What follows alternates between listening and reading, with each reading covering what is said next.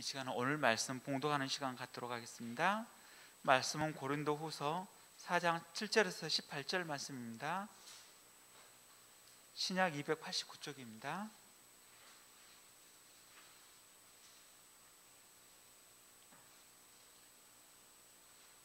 네, 다 찾으셨으면 한 절씩 교독하도록 하겠습니다.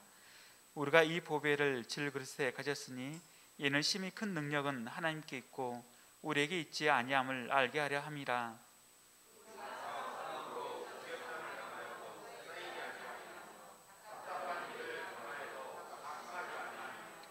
박해를 받아도 버림받지 아니하며 거꾸러뜨림을 당하여도 망하지 아니하고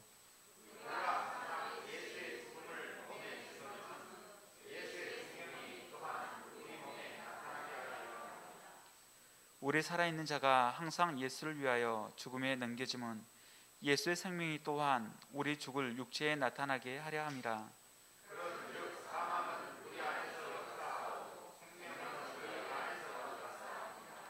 기록된 바 내가 믿었으므로 말했다 한 것 같이 우리가 같은 믿음의 마음을 가졌으니 우리도 믿었으므로 또한 말하노라.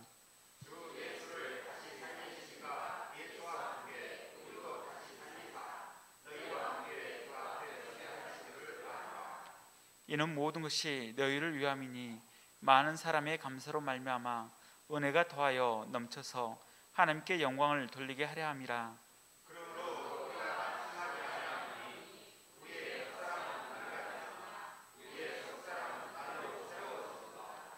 우리가 잠시 받는 환난에 경한 것이 즉히 크고 영원한 영광에 중한 것을 우리에게 이루게 함이니 우리가 주목하는 것은 보이는 것이 아니요 보이지 않는 것이니 보이는 것은 잠깐이요 보이지 않는 것은 영원함이라. 아멘. 이 시간 생명은 너희 안에서 역사하느니라는 주제로 목사님께서 말씀 전해주시겠습니다.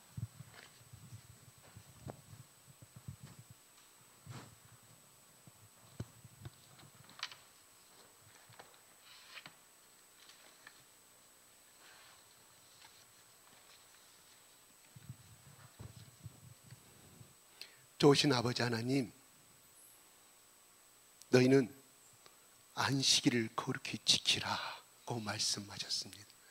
아니, 이 말씀을 주신 것은 우리에게 나도 거룩하니 너희를 거룩하게 하기 위해서, 하나님 구별되게 세우시기 위해서 이 땅에 살아가는 데 있어서의 하나님의 자녀로 부족함이 없는 거룩한 제사장이요 거룩한 백성이요 하나님의 자녀로서의 깨끗함을 있게 하기 위해서 이 날을 주신 줄로 믿습니다. 아버지 하나님, 이 시간 당신의 말씀을 듣기를 원합니다. 성령님, 우리와 함께하여 주시옵소서. 기름 부어 주시옵소서. 예수 그리스도 이름으로 기도드리옵나이다. 아멘. 할렐루야. 할렐루야. 한 번 더. 할렐루야. 예, 됐습니다. 준비하시죠. 아유, 할렐루야. 믿은 대로 될지어다. 입술에 고백한 대로 될지어다. 아멘.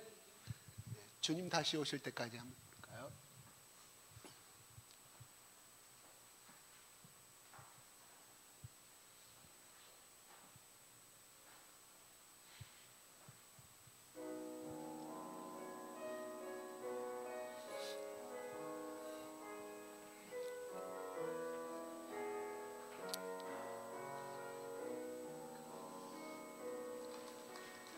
주님 다시 오실 때까지 나는 이 길을 가리라.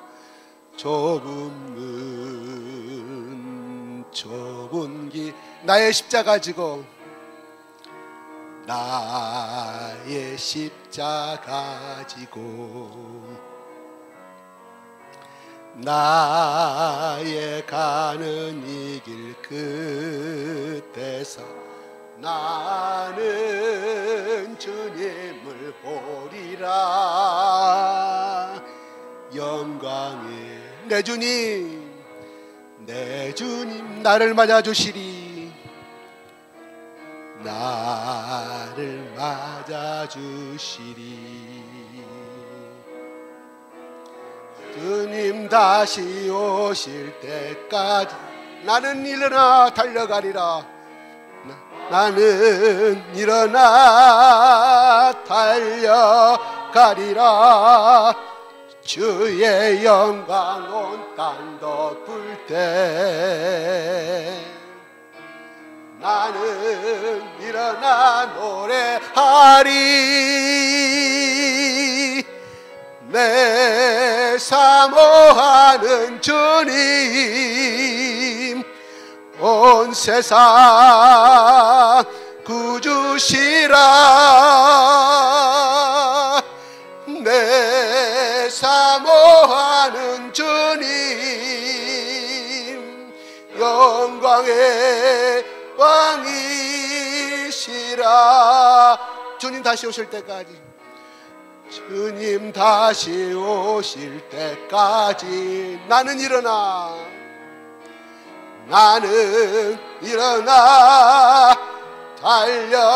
달려가리라. 주의 영광 온 땅 덮을 때 나는 일어나 노래하리. 내 사모하는 주님, 내 사모하는 주님 온 세상 구주시라. 내 사모하는 주님 영광의 왕이시라. 내 사모하는 주님, 내 사모하는 주님 온 세상 구주시라. 온 세상 구주시라. 내 사모하는 주님 영광의 왕이시라. 영광의 왕이시라. 영광의 왕이시라. 할렐루야. 하나님 영광 받아 주시옵소서. 하나님 영광 받아 주시옵소서. 감사합니다. 지난주에는 우리를 질그릇이라고 바울은 표현하고 있었습니다. 우리는 정말 천하고 약하고 깨어지기 쉬운 연약한 그릇이지만, 그러나 우리 속에 그 이 세상 어느 것과 바꿀 수 없는 보배를 가지고 있다고 말씀하였습니다. 그 보배는 바로 예수 그리스도의 보혈과 예수 그리스도를 우리를 향한 생명의 죽으심과 또한 부활하심과 우리에게 영원한 생명의 그 예수 그리스도가 비천한 우리 가운데 그냥 흙으로 만든, 먼지로 만든 이런 흔한 일반 서민도 거지도 길거리 거지도 그냥 담아서 먹는 그 질그릇에 지나지 아니야. 그러다가 팔로 차버리면 깨져버리는 그러한 연약의 그릇 속에 예수 그리스도가 우리를 가운데 임하였다 하는 사실입니다. 이건 어떻게 보면은 예수님이 가장 천하고 천한 냄새나는 마국간에 오신 그 예수 그리스도 생각해 볼 수가 있겠습니다. 그래요. 그분은 양들이 먹고 말들이 가축이 먹는 그 먹이통에 태어나신 예수님, 하늘의 왕이시고 창조신 예수님이 그 땅 그곳에 태어난다는 그 자체는 우리가 상상할 수도 없을 것입니다.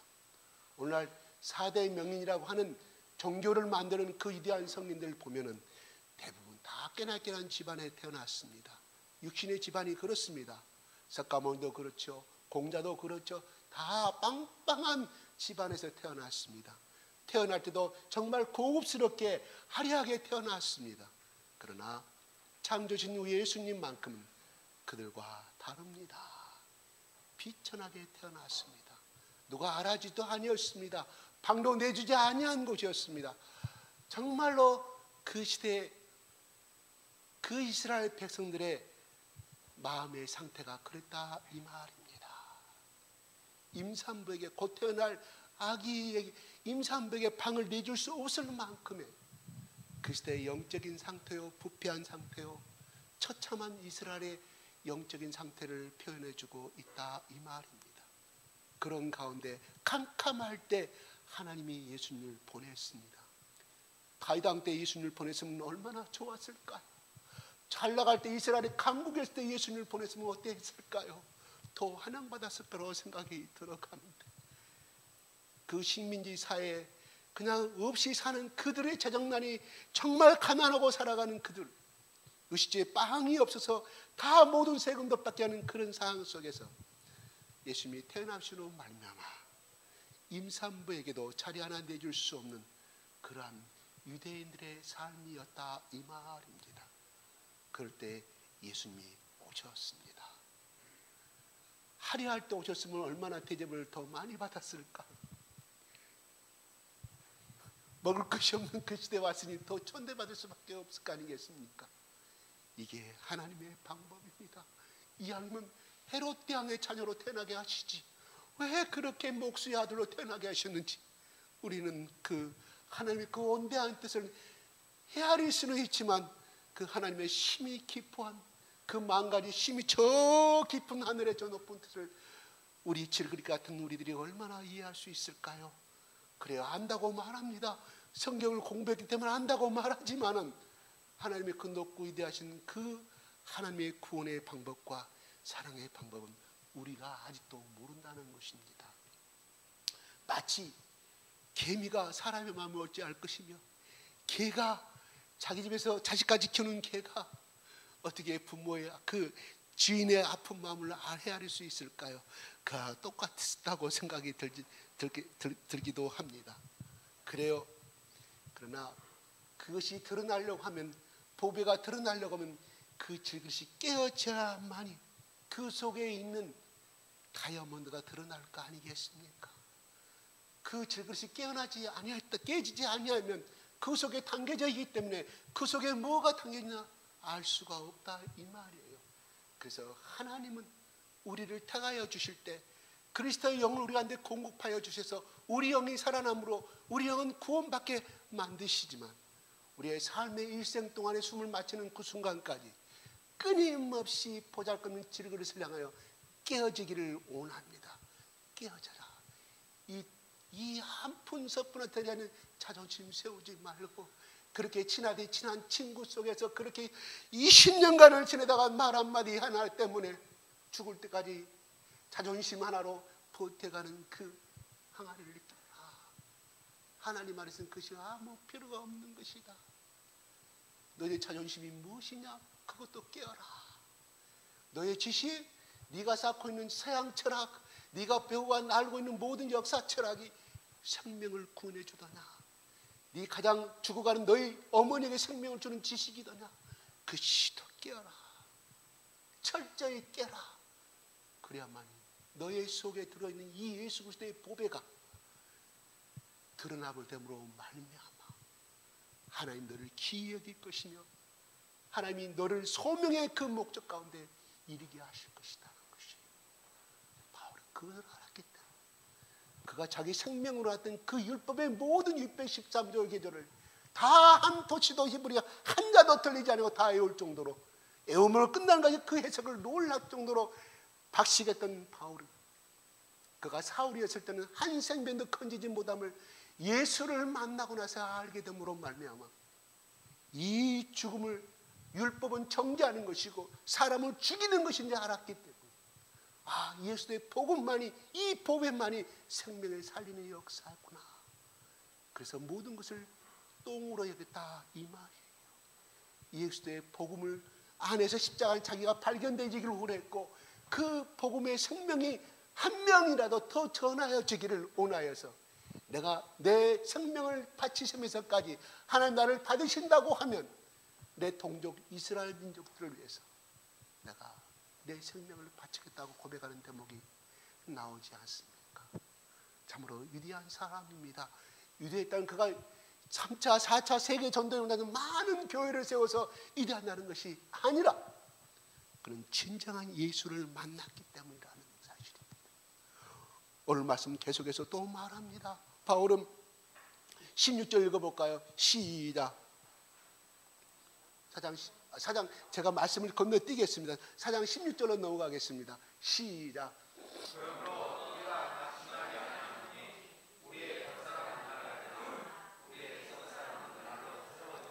네, 우리가 낙심하지 아니하노니 우리의 겉사람은 낡아진다는 뭔 말일까요?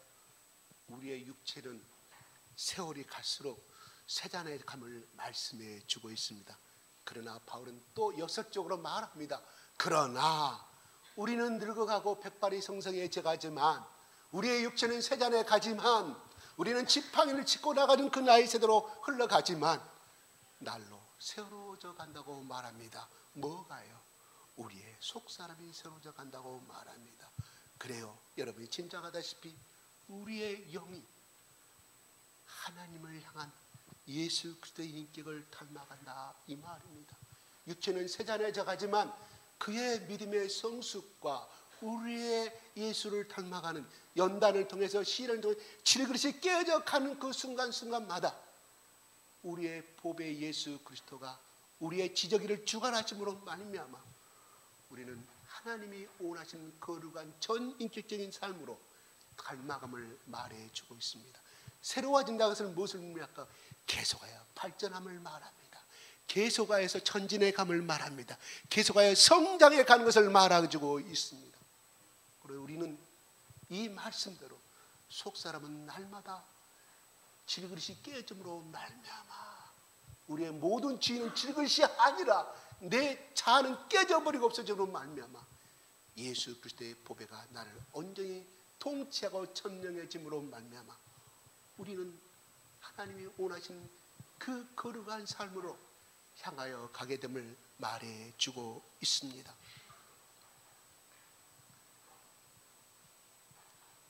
바울은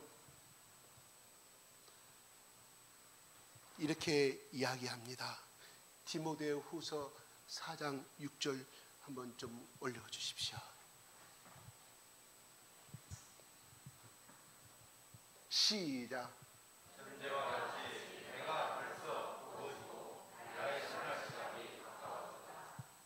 전제란 말이 무슨 말일까요?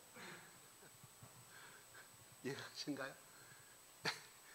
네, 조금 모르시는 분들을 위해서 다 아시는 분은 아시겠지만 이거는 제사의 방법을 이야기해 주고 있어요. 구약시대 때에 제사를 동물을 각을 떠서 제사를 드리잖아요. 그럼 포도주를 부었어요. 전제와 같이 내가 벌써 부어지고라. 그래서 그런 말이에요. 왜 포도주를 부었을까요? 나의 죄를 대신해서 대속해 주고 한 짐승을 향하여서 포도주를 불므로 말며 하나님 나의 생명의 피도 바칩니다. 나도 똑같이 이 제물과 같이 주고자 합니다. 그러므로 내 죄를 용서해달라는 말씀이에요. 그럼 바울은 이 포도주같이 벌써 부어졌다는 말에 이미 하나님 앞에 자기는 이미 제물로 드렸다는 말씀해 주고 있습니다. 아니 그가 예수님께 붙들린 그 시간부터 먼 25년간의 30년의 선교 복음의 사역을 통하여서 자기는 이미 하나님 앞에 자기 생명을 바쳤음을 말해 주고 있습니다. 그러면서 말합니다. 나의 떠날 시간이 갖고 왔다고 말합니다. 여러분 떠나다는 말은 무슨 말일까요? 떠나다는 말은 그래 떠나요. 어디로 떠난다는 말입니까? 이 땅을 떠난다 이 말입니다.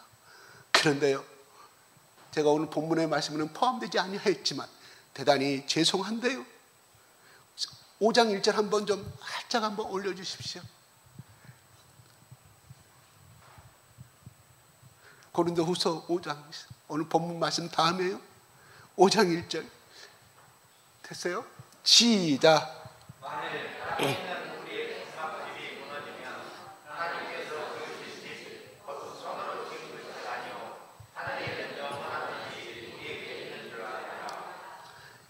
우리의 장막집은 여기서 나타난 것은 무엇이 우리 육체가 죽으면 그런 말입니다.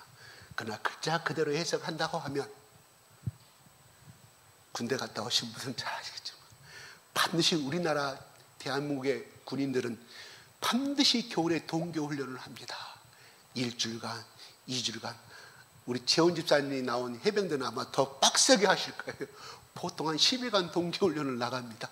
그래서 겨울에 저 산이라든가 들판에 큰 30명, 40명 들어가서 군대 천막을 딱 쳐요. 땅을 파가 1m 파가지고 딱 칩니다. 그래도 얼마나 추운지. 추수한 그 볏짚 단단을 밑에다 쫙 깔아요. 그리고 매트리스를 깔고 구해서 잠을 자는데 그래도 바람이 얼마나 추운지 몰라요. 서로 부둥켜하고 잠을 잡니다.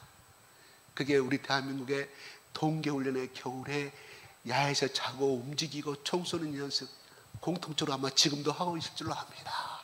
왜냐고요? 북한이 쳐들어오면 우리 그렇게 야에서 싸워야 될 거 아니겠습니까? 미군들이 저 함흥까지 압록강에 쳐들어 올라갔을 때 메가더 장군이 겨울을 생각하지 못했어요.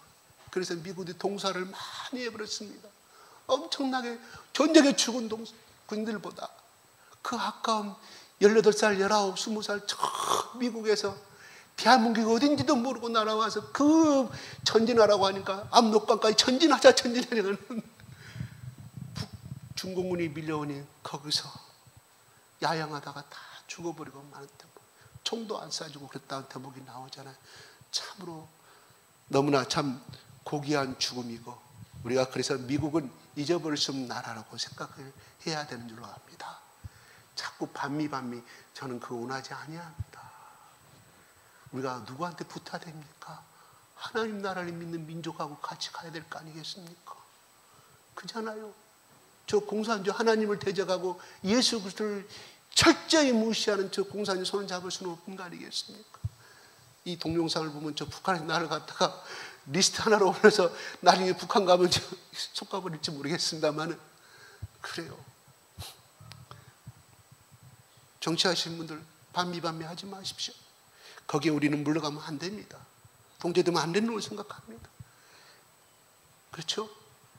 터키도 있었고요. 미국만 있었습니까? 프랑스군도 있었고요. 저 에티오피아군 얼마나 또 거기 에티오피아 왕국이 들어선 다음에 그 유교에 참전한 에티오피아 군사들 참전했다가 그렇게 무시당하고 완전히 모든 복지 혜택도 안 줘버리는 비참하게 살아가는 걸 우리는 보지 않습니까? 우리 대한민국 잘 사니까 그런 참전 국가들에 대해서는 잘 대해줬으면 좋겠습니다. 혹시 여러분 에티오피아 가실 일 있으면 에티오피아 유교 참전 군사 찾아가셔서 꼭 보답하시기 바랍니다. 야, 우리 대한민국 이렇게 피고 세워진 국가입니다.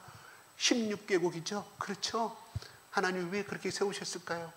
우리 대한민국 21세기에 하나님 복음의 국가, 제사장 국가로 세우시기 위해서는 했다고 저는 생각을 해요. 내 말이 아니라 많은 신학자들이 그렇게 주장을 하고 있어요. 아멘? 만약에 그래요. 미군이 참석하려 안 했다면 우리는 지금 저 국가들처럼 살고 있을 거 아니겠어요? 비참하게 살고 있을 거 아니에요? 그래요. 여기서 장막이 있지만 우리 육체가 죽었을 때 말합니다. 자, 2.25 때든지 또 우리가 군대 있을 때는 군대 계속해서 이동합니다. 전쟁이 일어나면 이동할 때마다 천막을 치고 잠을 자야 됩니다. 겨울에 밖에 자면 죽으니까 천막 안에 살아야 됩니다. 그것은 무엇을 의미하냐면 떠난다는 것은 장막을 거둔다는 것을 의미합니다. 거두어드린다. 천막을 거두어드린다 이 말이에요. 바울이 떠난다는 이 의미는 내가 하늘로 간다는 그 의미가 있지만 이 원문의 뜻은 나 육신이 떠나서 내가 이 땅에 이렇게 복음화를 위해서 예수 그리스도의 십자가를 위해서 순종을 다하고 최선을 다한 나의 모든 것을 이제 풀어버린다는, 하나님이 모든 육체의 모든 핍박을 하나님이 걷어버리시고 데리고 올라가심을 의미해주고 있다 이 말이에요. 그래서 바울은 이렇게 말합니다. 17절이 그 말씀을 하시면서 이렇게 말합니다. 시작. 17절. 사장 17절입니다. 고린도서 4장 17절입니다. 올려주십시오. 안 됐나요? 우리가 같이 읽을까요? 시작. 우리가 잠시 받는 한난에 경한 것이 지극히 크고 영원한 영광에 중한 것을 우리에게 이루게 하시야 합니다. 왜 날로 새로워지게 합니까? 바로 잠시 받는 한난에 경한 것. 경함들은 가벼움을 말합니다. 무게로 따져서 말하. 지금 받고 있는 한난을 잠시 시간으로 한정해 주고 있습니다. 근데 그것을 가볍다고 말해 주고 있습니다. 그러면서 말합니다. 경한 것이 반대법으로도 요설법으로 이야기합니다. 지극히 크고 영원한 영광에 중한 것을 이루게 하려 합니다. 이 말은 뭐냐면 우리가 만약에 바울이 30년 동안 너희들아 고린도 교인들아 우리가 지금 예수 믿는다고 우리가 핍박을 받고 한날로 무시당하고 조롱당하고 있는데 그것은 잠시뿐이다. 잠시뿐이다. 너희들이 조금만 견디면 하나님의 부르심의 소망을 따라 너희의 영혼을 하늘나라로 데리고 갈 것인데 거기는 영원하다. forever 끝이 없는 영원한 천국이다. 너희 수고한 만큼의 수고한 멸류관을 얻게 될 것이다. 그러므로 지금 받고 있는 고난은 거기에 우리가 앞으로 누릴 그 영광에 비교하면 너무 가벼운 것이다. 고린도 교인들아, 우리가 이 소망을 바라보고 살아가자고 말씀하고 있어요. 그리스도인이라는 것은 뭡니까? 돌아갈 고향이 있는 사람입니다. 아멘. 태어난 고향 말고요, 선산 말고요. 그런데 세상 사람은 돌아가면 어디로 돌아갑니까? 돌아갈 고향이 없는 사람들입니다. 기독교에서 말하면 지옥으로 갈 사람들이에요. 그러나 그리스도인은 돌아갈 고향이 있는 상태에서 우리는 살아가는 것입니다. 믿음은 무엇입니까? 보이지 않는 것을 잡는 거예요. 보이는 것을 잡는 것은 믿음이 아닙니다. 그걸 왜요? 예수 안 믿는 사람도 보이는 것을 잡고 가는 거니까요. 예수 믿는 사람이 보이는 것만 잡고 가는 것은 뭐예요? 믿음이 아닙니다. 예수 신앙을 가지고 있는 사람과 보배 예수 그리스도를 갖고 있는 사람과 안 가지고 있는 차이점이 뭐냐? 보이지 않는 것을 잡고 가는 것이에요. 보이지 않는 것을 소망하고 내 손에 이미 쥐어진 것처럼 가는 것이 믿음이라 이 말입니다. 이 말씀을 지금 이 서신을 쓰고 있는, 그래서 이것을 읽고 있는 고린도 교인들이 바라봤을 때 천국을 봤습니까? 그래요. 바울은 3000전까지 갔다 왔기 때문에 이 편지 쓸 수 있다고 봅시다. 그래요. 바울은 보았기 때문에, 당신은 보았기 때문에 이것을, 그래야 이것을 읽는 독자들은, 또 오늘날 우리가 이것을 읽는 우리 독자들은 천국을 봤습니까? 보지 않았어. 2000년 전에 이것을 읽는 고린도 교인들이 보지 않았다 이 말. 그들에게 말합니다. 우리는 보이지 않는 것을 잡고 가는, 이미 손에 잡고 가는 사람이다. 이미 잡은 것처럼 그게 그리스도이라 이 말입니다. 아멘. 그러면서 18절에 그렇게 말합니다. 시작. 우리가 주목하는 것은 보이는 것이 아니요 보이지 않는 것이니 보이는 것은 잠깐이요 보이지 않는 것은 영원함이라. 우리가 목표로 십자가를 향해 달려가고 있는 그것은 뭐냐? 보는 것을 하는 것이 아니라 주목하는 것, 우리가 목적하는 바가 아니라 이 말이에요. 보이지 않는 것이니 보이는 것은 잠깐이요. 현재 너희들이 살고 있는 이 삶, 그래 고린도 교인들 너희들이 부자로 살고 있는 사람도 있겠지. 사업가로, 어떤 사람은 정말 거리에서 한 푼 두 푼 추운 겨울에 콩나물 장사하는 것처럼 그렇게 사는 그 고린도 교인들아, 그 고생은 잠깐이다. 바로 보이지 않는 것은 영원합니다. 그래서 17절과 18절은 같은 말입니다. 우리가 사장 전체를 봤을 때 낙심하지 아니할 것을 단어를 바울은 3번을 쓰고 있습니다. 4장 1절에도 낙심하지 아니하고도 말합니다. 또한 3번 단어를 말씀해 주고 있는데요. 8절에도 우리가 사방으로 우겨쌈을 당하여도 사이지 아니하며 답답한 일을 당하여도 낙심하지 아니하다고. 그래서 4장의 말씀은 낙심하지 말장이라고 학자들은, 또 어떤 학자는 그렇게 말씀하고 있습니다. 낙심하는 사람들이 있습니까? 4장 말씀을 또 읽고 또 읽고 또 읽고 도전하시기 바랍니다. 하나님이 10번, 20번, 50번, 100번 읽다 보면 하나님의 성령이 임하여서 네가 내 말씀을 귀히 여기는구나. 그래, 내가 이 말씀 네가 뭔지 모르지만 내가 가만히 바라보니 아침에도 이 말씀을 읽고 저녁에도 이 말씀을 읽고 목사가 이렇게 읽고 100번 읽으라 하니까 네가 읽구나. 그래, 네가 내 말씀을 귀히 여기니 나도 너를 귀히 여기리라. 그때부터 성령께서 역사해서 이 눈을 보게 하실 줄로 믿습니다. 아니, 제가 전한 말씀보다 더 어마어마한 말씀으로 여러분의 10년 가운데 하나님이 역사하실 줄로 믿습니다. 8절에 보면 우겨쌈을 당한다는 무슨 말인지 아세요? 제가 그랬죠. 동서남북으로 사방 포위됨을 말씀드렸죠.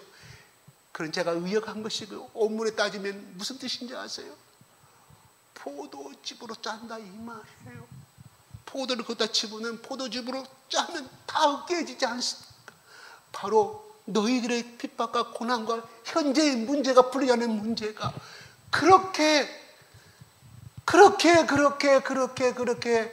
다 껍질과 이 덩어리만 남고 씨앗만 남고 물이 쫙 빠지듯이 그렇게 네가 고통당하느냐?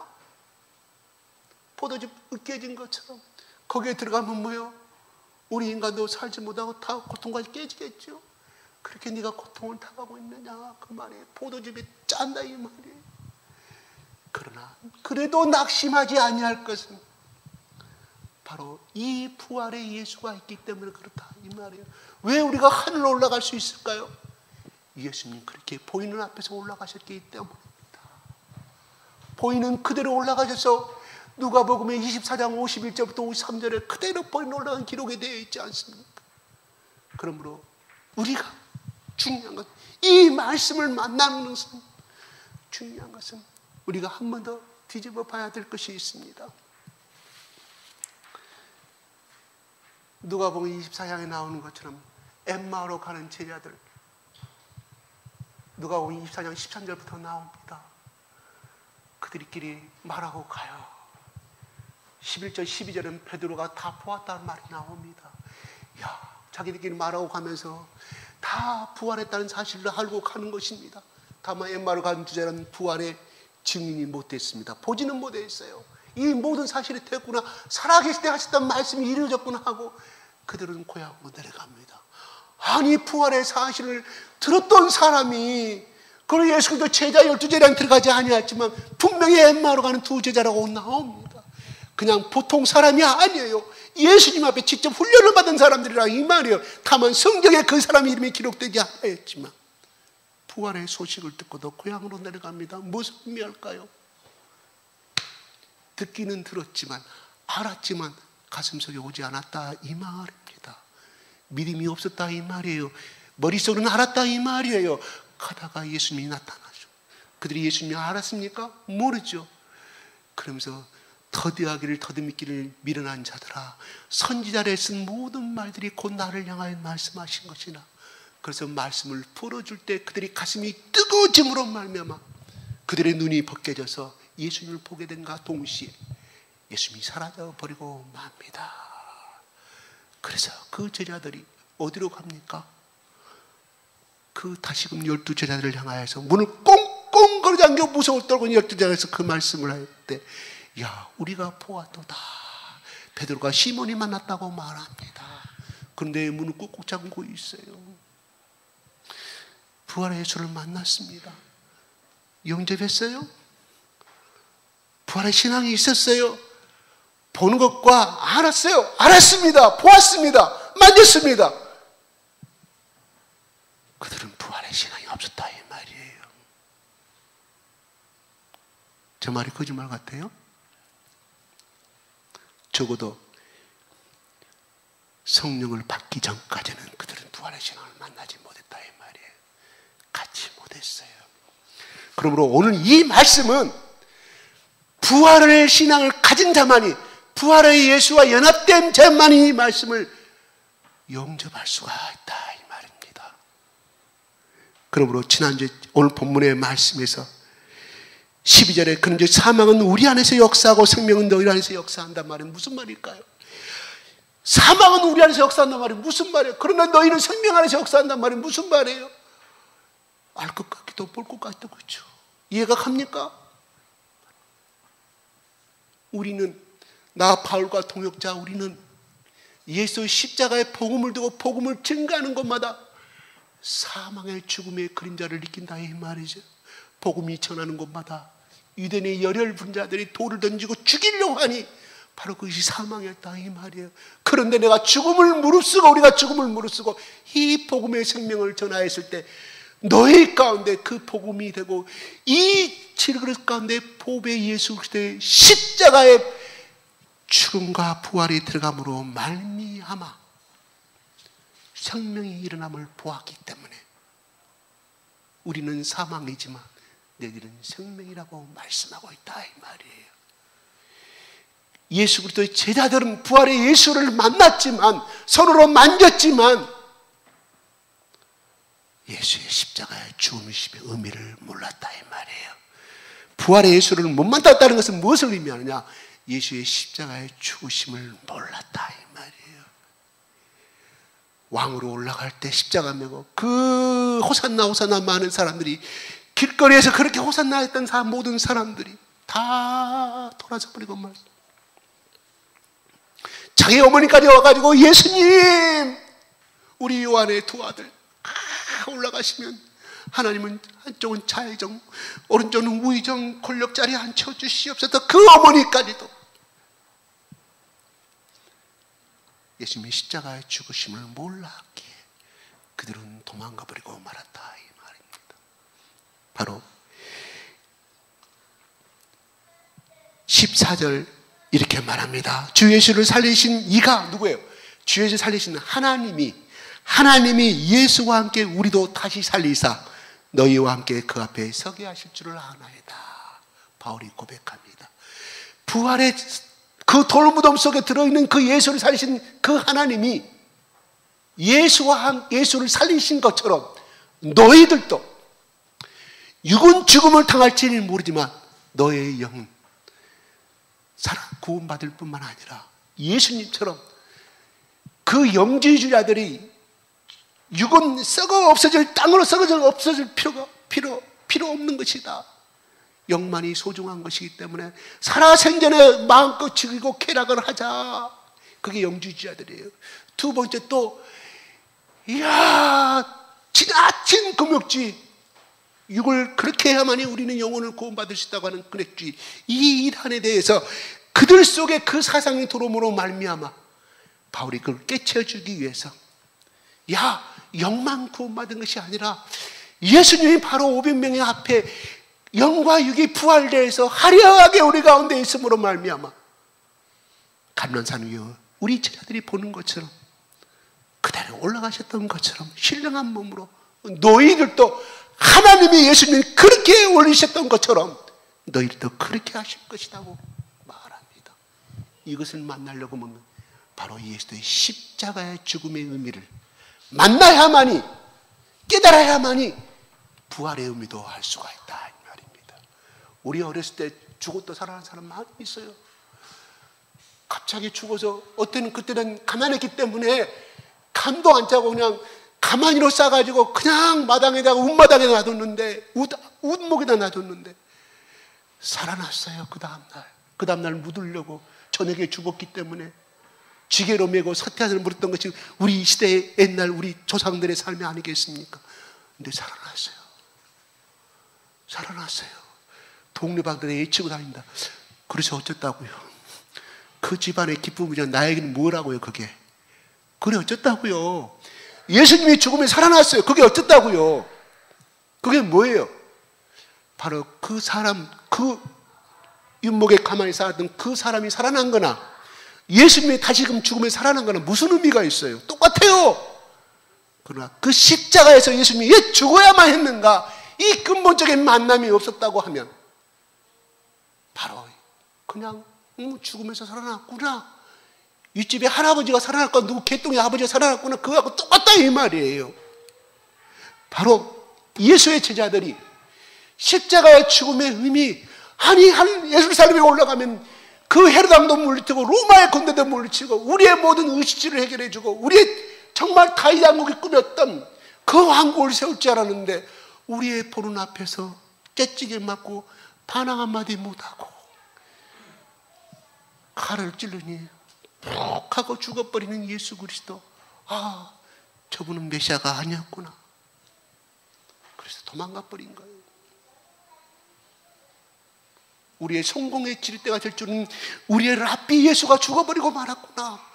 그래, 10년 전에도 50년 전에는 내가 예수다 해가지고 로마에 대항하다가 죽은 사람들 많이 끈 가짜 예수가 그와 똑같은 사람이었구나. 도망갔다 이 말이에요. 우리가 예수를 만나되 우리의 의식주를 해결해 주신 예수님, 그는 부처와 똑같다 이 말이에요.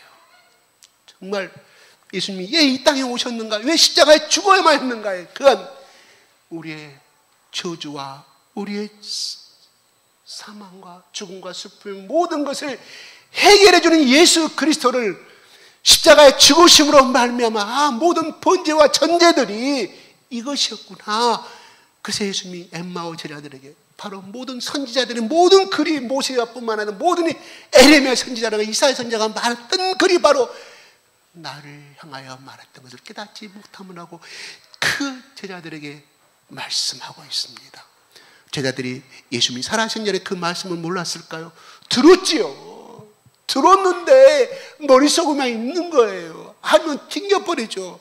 아니, 저 예수님을 스승사건 내가 날아가면은 그래도 내가 예루살렘에 가가지고 세간원이 될 수 있을 것이고 구세청 공무원이 될 수 있을 것이고, 그 예수가 죽었으니 예수님이 말하는 그 영적인, 정말 하나님이 전하고자 하는 영적인 그 메시지, 죽음에서 벗어나야만이 아담에게 말했던 3장 15절에 바로 영적인 메시아야 하나님이 계획하신 그 세계를 만나지 못했기 때문에 부활하신 예수가만 보여줘도 그들은 몰랐다 이 말.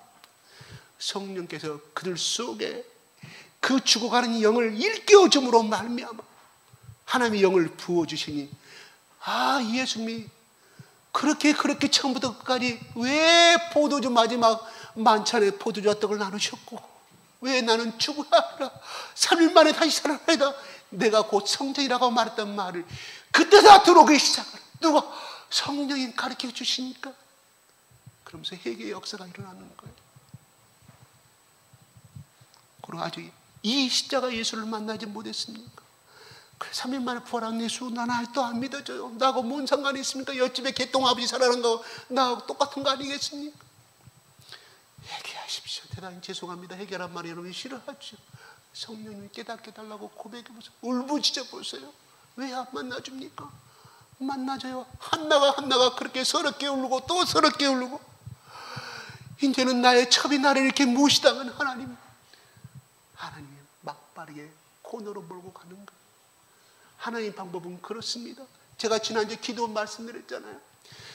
우리가 주일학교 선생님도 혹시 이 말씀 가르치지 마세요. 기도원과 용감한 300명의 용사요. 네! 성경을 모르는 말씀 그렇게 가르치지 마세요. 거기에 용감한 사람은 어디가 있어요? 성경 찾아보세요. 성경 찾아보시라고요. 아니, 목마르면 개처럼 먹었다가 나와요. 얼마나 용감한 사람. 하나님이 그 사람을 제끼라고 그래요. 손으로 떠서 먹는 사람. 얼마나 겁이 많은 사람이에요. 그래서 적군들이 하산에 날아올까봐 무서워서 이게 물을 떠서 이렇게 먹고 있는 거예요. 사방을 보면서. 그런데 무릎 꿇고 거기서 물을 핥아놓은 용감한 사람들이다 이 말이에요. 얼마나 남성스럽게 보입니까? 그런데 군사로 간 군인들이 손으로 떠가지고 먹고 있어요. 화살이 날아올까봐. 그 속에 뭔 뜻이에요? 비겁하다 말은 나오잖아요. 겁이 많은 사람 우리 해석해 볼 수 있다 이 말이에요. 다 집으로 돌려보내라. 하나님의 말씀. 다 32,000명 준비하는데, 그러니까 기드온과 같이 가는 300명은 뭐예요? 집으로 이미 돌려버린 그 군사들에 비해서는 나약하고 나약한 사람들이었다 이 말이에요. 무슨 용감한 사람들이에요?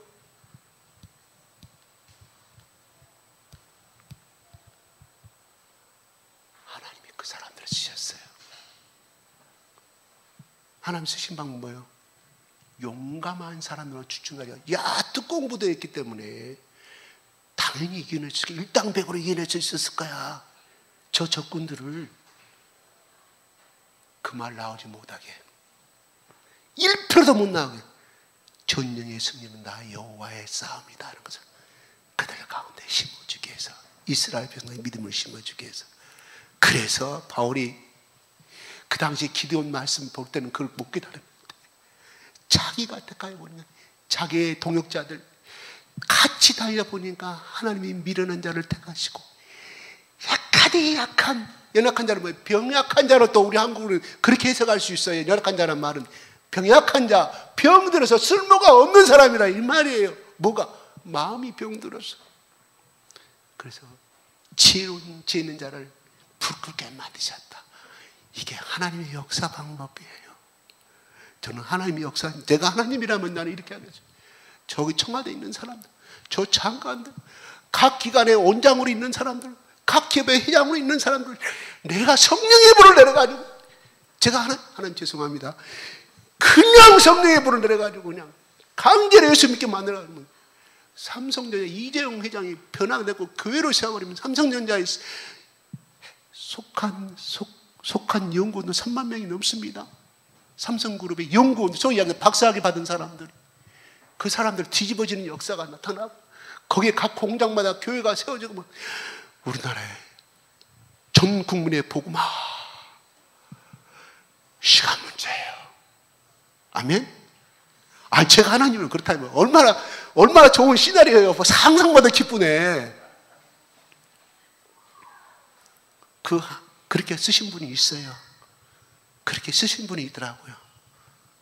지금도 인격적으로 그 회사는 존경을 받아요. 왜? 창업주가 그렇게 했기 때문에. 정말 오늘 내 아픔처럼 하고, 그 기수가 2,000명 갔다 거기 전도사 세워서 그냥 아침에 예배드리게 만들고, 그러니까 회장이 예수 믿는데 그 밑에 무슨 이사나 무슨 백으로 지가 안 다니려고, 뭐 잘리려고 타다니는, 그러다 보니까 그게 처음에는 직장 영위하려고 먹고 살려고 하다 보니까 복음이 들어가고, 부인도 열심히 다니고 그 자식도 다 보니까 올라 그렇게 다, 또 자식들도 그 손녀들까지 다 빵빵하게 살더라 이 말이에요. 하나님이 좀 모든 회사마다, 특히 저 삼성, 저 불교잖아요. 삼성전자 회장님 미안합니다. 삼성 이재용 회장님, 하나님 좀 그렇게 하셨으면 얼마나 쉬울까. 하나님 방법은 그렇게 안 하시더라 이 말이에요. 약한 자를 써가지고 하나님이 이렇게 하시는 것을 우리는 알게 돼요. 그러므로 하나님 우리를 향해서 질그릇이라고 말합니다. 네가 하면 얼마나 하냐? 네가 병아리, 네가 생명 하나, 병아리 하나 만들 수 있냐? 네가 만들어 볼 수 있냐? 그래, 달걀로 해가지고 20일간 따뜻한 온도 해주면 인공부화기를 할 수는 있죠. 그거는 국락선도 해요. 우리 승현이도 갖다가 놓고, 우리 주차장에 갖다 놓고 해요. 부화기 사주고 해라 그러면 해요. 다 자동으로. 근데 정말 창조할 수 있냐 이 말이에요. 그렇게 미진한 우리가, 병아리 한 마리도 못 말린, 개미 한 마리도 못 말린 우리가 그 하나님의 영원한 그 세계를 어떻게 할 수 있냐면, 개미가 우리 인간의 마음을 어떻게 할 수 있냐 이 말이에요. 개미들끼리 막 싸우는 거 보잖아요. 산길 지나가다면 가소롭죠. 그죠? 자기들이 세다고 했겠죠. 애군 개미와 저 불개미가, 그 순간 우리가 신발로 가서, 저 어린아이가 가서, 승현이나 우리 주차장에 가서 신발 하면 딱 붙으면 끝나버려요 전쟁. 우리가 그런 존재라 이 말이에요. 근데 그냥 뭐 좀 한다고, 나는 과거에 뭐 했던 사람, 우리 질그릇 되기를 원하신다니까요. 질그릇도 그냥 끝이 아니라 깨어지기를 원하신다네요. 그래서 깨어져야만이 그 보배가 드러나니까 하나님이 막다른 방법으로 끌고 가신다. 막다른 방법으로. 그게 우리의 방법. 깨지기 전에 예수께 돌아오십시오. 깨지기를 하게 하십시오. 나 지금 당하나. 그랬습니다. 그런데 우리 하나님이,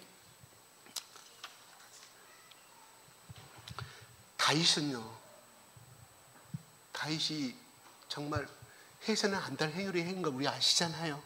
제가 이 거룩한 강단에서 그 단어를 꺼내겠고, 여러분들 곤란하니까 제가 넘어가겠습니다. 젊은 날에 했어요. 잘 나갈 때, 혈기 왕성할 때.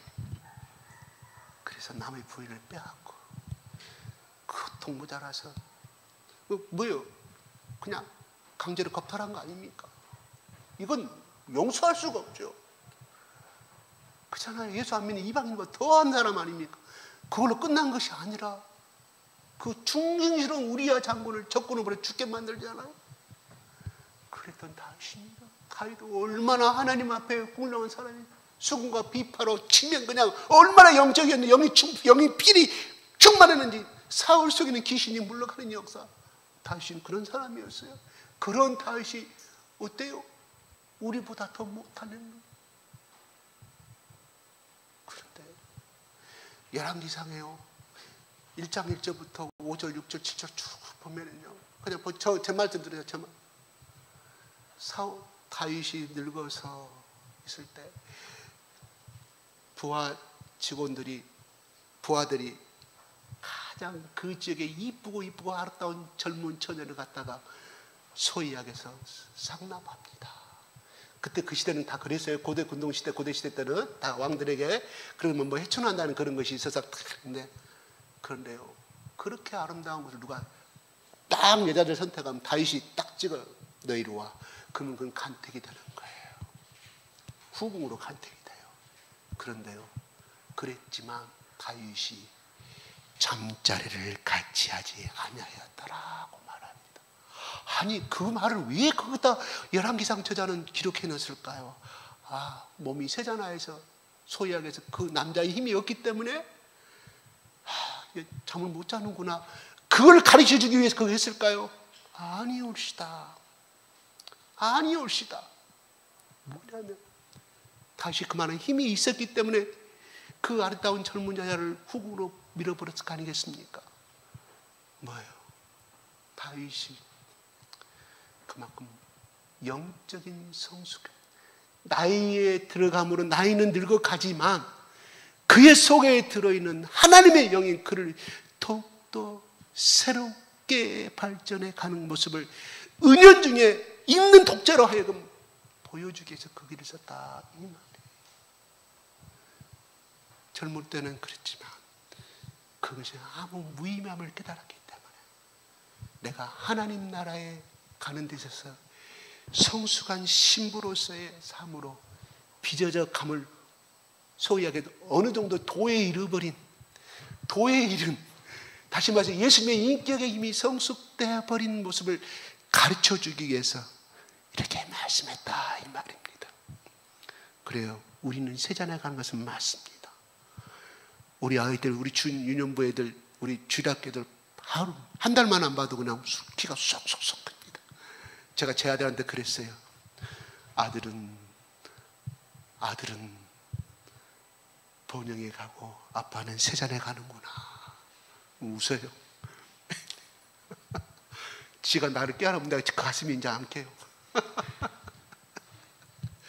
그렇습니다. 우리의 모습은 그렇습니다.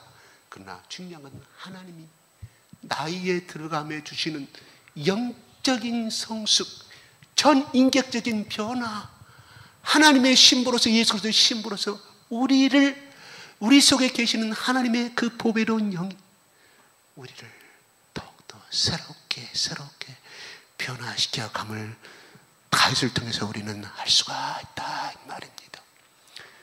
모세도 120세에 그렇게 신명기 말씀을 해상하면서 오직 하나님의 은혜 속에 그 속에 모세가 말하는 해상하는 그 40년간의 삶 속에서 바울의 혈기는 모세의 혈기는 하나도 찾아볼 수가 없습니다. 분노하는 모습은 하나도 찾아볼 수가 없습니다. 그렇게 하나님이 우리의 나이 먹어감에 따라서 우리의 영적인 성장과 이것을 우리는 핏방울로 조금만 먹어도 두려워서 못하는 우리를 담대한 마음으로 빚어가는 우리의 모습이 되기를 하나님이 바라시고 계심을 봅니다. 그래서 15절에 이렇게 말합니다. 이는 모든 것이 너희를 위함이니 많은 사람의 감사로 말미암아 은혜가 더하여 넘쳐서 하나님께 영광을 돌리게 하려 함이라고 말합니다. 하나님이 우리를 부르신 이유는 그저 잘 먹고 잘 살다가 천국으로 오라고 부르신 것은 아닙니다. 하나님이 우리를 심판 앞에서 언젠가는 부를 것을 믿습니다. 본문 말씀이 있지는 않지만 5장 10절 한번 읽어주십시오. 한번 올려주십시오.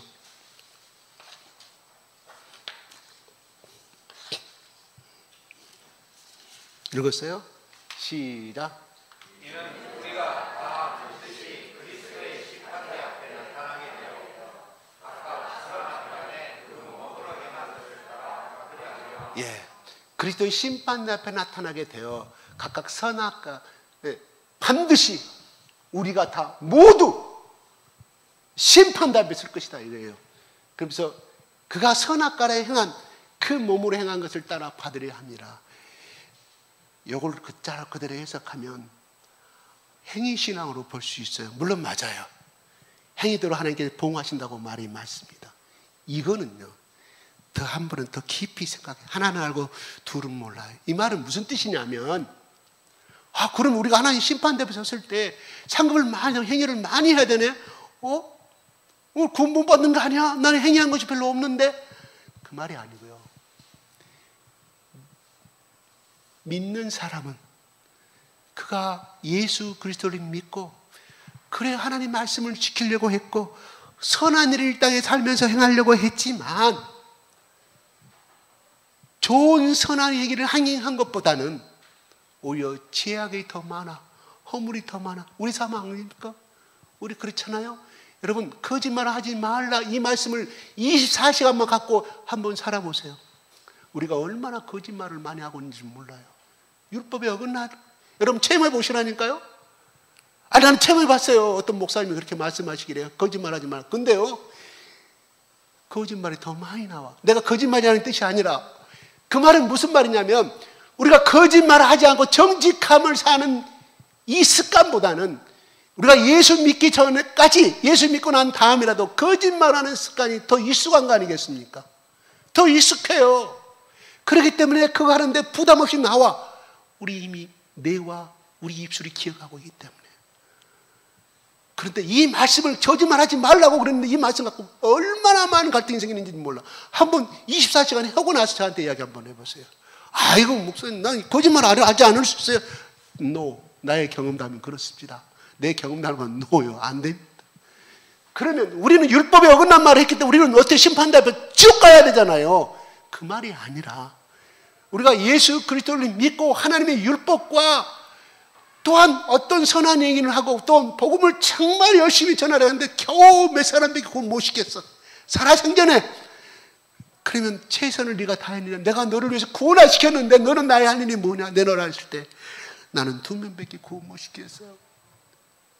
우리는 그걸 천대받는 그것이 아니라 우리가 예수를 믿고 나서 불완전한 그런 행위와 어떤 정말 알면서 지은 모든 것들이 내가 세상 사람들로 봤을 때는 정말 해서는 안 되는 비인륜적인 것도 들어있지만 그러나 네가 회개하였고 예수 그리스도의 보혈의 피가 너를 죄사함을 했기 때문에 너는 나의 의로운 사람이다.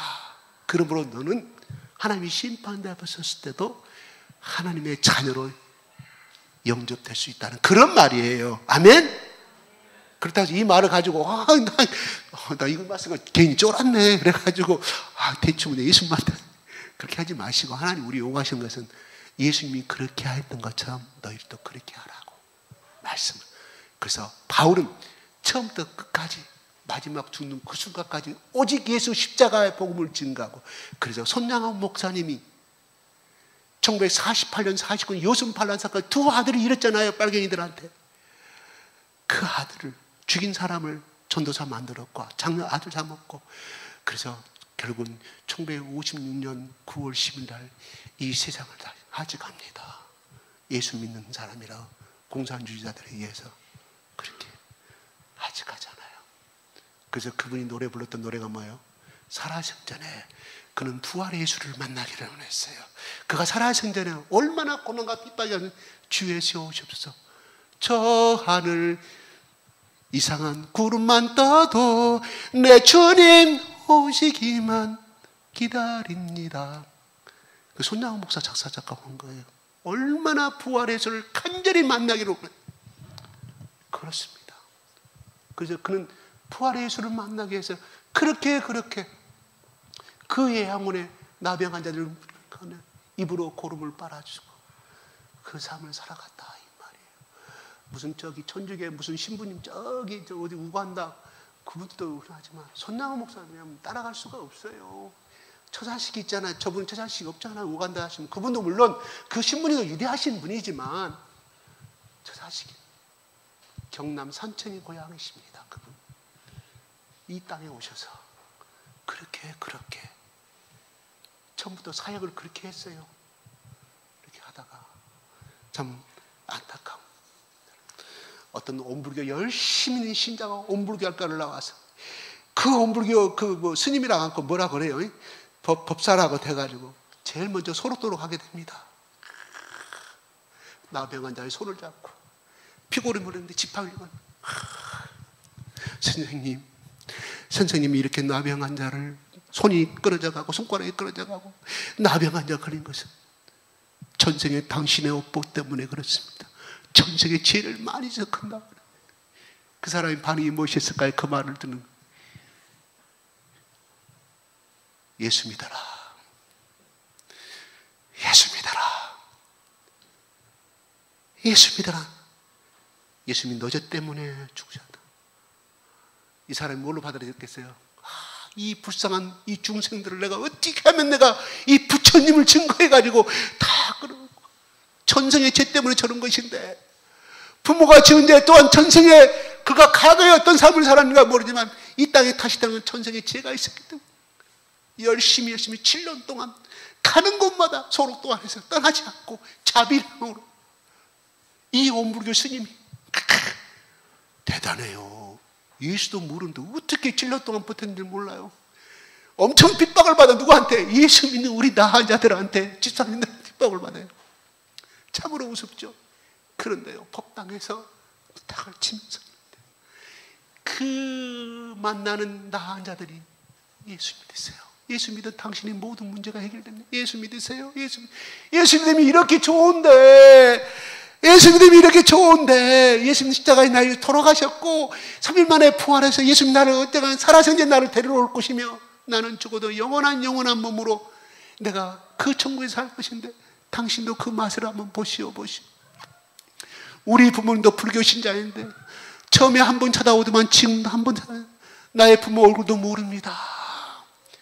내 오빠 내 언니가 어떻게 생긴지 모릅니다. 40년 흘러버리니까 기억정리가 모릅니다. 내 자식도 찾아오지 아니합니다. 그런데 예수 신앙사건은 이렇게 좋습니다. 예수 믿으세요. 이분은 나무아부탑을 이 불쌍한 중생들을 구원시켜달라고 그렇게 말합니다. 이 스님이. 그런데요, 얼마나 그 소록된 나은 자들이 기도했는지 몰라요. 그 사람의 영혼을 왜 7년 동안 끝까지 버티거든. 바울처럼 막 버티는 거예요. 가는 곳마다 이미 예수를 뜨겁게 만난 이 나은 자들을 몸뚱아리가 그냥 몸뚱아리 없는 이 사람이 뜨겁게 기도받아서 울면 날마다 그렇게 살아가는 그 환자들에게도 가서 보고 중생을 불교를 전하니 들어가겠습니까? 성령 속에 꽉 말씀 속에 잡혀있는 사람들은. 그런데 불쌍하니까 나은 자들이 기도하기 시작해요. 그 사람을, 그 스님을 위해서. 근데 자기가 세운 소록도의 이 법당에 목탁을 두르는 성령님이 찾아옵니다. 할렐루야. 바울처럼 찾아오는 거예요. 그래서 예수를 믿게 돼요. 지금은 저기 캄보디아에 가서 불교 대신에 열심히 복음을 전거. 하나님이 그렇게 쓰십니다. 그래요. 기도하는 자는 하나님 그렇게 변화시켜 주시더라고요. 실망하지 마십시다. 그 영이 다른 정말로 차라리 예수 안 믿는 사람은 더 강한 영 아닙니까? 사탄의 영 아니겠습니까? 우리 기독교적으로 면을 봐서는 그런 사람도 하나님이 성령께서 기도하니까 그 나은 자들의 눈물을 받으시고 자기도 원하는 이것이 무엇인지 모르는데 뭐가 시뻘건이 들어와가지고 내가 사랑하는 예수다고 말하니 뒤집어지는 거죠. 하나님도 그렇게 역사하십니다. 법당에 찾아오신 예수님. 길 가다가 예수 만난 사람, 바울은 길 가다가 예수 만났잖아요. 법당까지 찾아오신 예수님 얼마나 기도를 울부짖어 버렸으면 하나님이 그냥 예수님이 너무너무 시끄러워가지고 찾아왔는지를 몰라요. 그건 아니죠. 그 기도를 들으시고 그 하나님이 선택하신 사람이죠. 잠시 다른 길로 갔을 뿐이지 이렇게 하나님이 변화시키십시다. 그래요. 우리는 바로 이 부활의 예수로 소망하고 살아간 우리 모두는 결단코 실망하지 아니하고 오늘의 삶이 힘든 것은 사실이에요. 예수 믿는다고 환경이 바꿔진 건 아니지 않습니까? 그렇잖아요. 매일매일의 삶이 고달프고 또 내일 나가서 직장에서 일하다가 때로는 직장 동료에게 또 위에 상사한테 또 찐밥 먹기도 하고 기분 나쁘고 아이고 내 팔자야 돌아보지 마시고 그래요. 잠시 비나는 잠시 한나는 눈에 보는 건 잠시고 우리가 앞으로 누려야 할 그 세계는 엄청난 영원한 세계. 그래서 예수님과 이 땅에 다시 올 때 우리의 몸은 영원한 썩어지지 아니한 신령한 몸으로서의 그날이 소망하며 우리 하루하루 살아가십시다. 기도하겠습니다.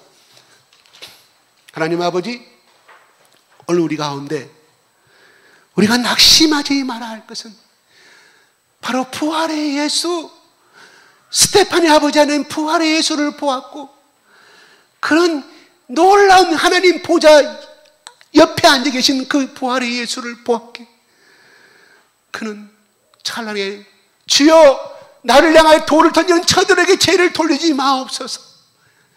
그들을 사랑하는 마음으로 예수의 사랑이 그 보배가 역사함으로 말미암아 그는 찬란한 고백을 하고 하나님 앞에 부르감을 우리는 알게 됩니다. 또한 믿음의 선진들이 얼마나 이러한 삶을 향하여 죽음과 핍박 앞에서도 부활의 예수의 십자가의 예수를 짊어지고 흔적을 바울은 십자가의 흔적을 가졌다고 말합니다. 아버지 하나님, 우리가 예수를 위하여 얼마나 십자가의 흔적을 갖기를 원합니까? 이 흔적이라는 것은 바로 예수님이 핍박받았던 그 하나님을 말하는 거 아니겠습니까? 우리가 이 땅에 살면서 이 부활의 예수의 소식을 전하기엔 이 기쁨의 메시지를 전하기를 주저하지 않게 하시고 아버지 하나님, 그러므로 오는 조롱과 조롱은 놀림을 우리 기쁨으로 감당함으로 말미암아 비록 바울처럼 돌로 쳐막아 죽는 또 칼로 목을 베는 고난은 당하지 아니한다 할지라도 이 땅의 작은 바울이 되어서 이 땅의 작은 예수가 되어서 자그만 바울이 가졌던 예수 그리스도의 흔적은 상처의 흔적은 가지 못한다 할지라도 그래도 내 이 양손 바닥에 내 머리에 나의 가슴에 나의 옆구리에 자그만 예수 그리스도의 흔적을 가지신 영광스러운 그날이 될 때까지 오늘도 예수님만을 붙들고 또 전진하고 또 전진하고 예수의 하나님 나라를 소망하며 달려가는 우리 모두가 되기를 예수 그리스도의 이름으로 하나님 축복하여 주시옵소서. 감사와 찬양을 돌리는 우리 예수 그리스도 이름으로 기도드리옵나이다. 아멘.